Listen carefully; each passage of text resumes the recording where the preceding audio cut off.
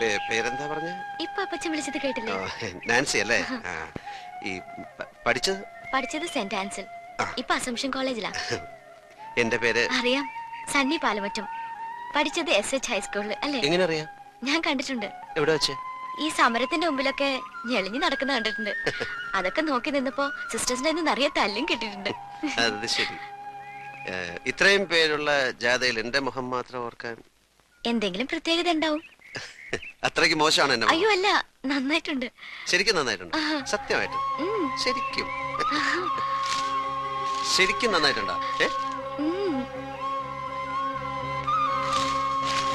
ശരിക്കും ശരിക്കും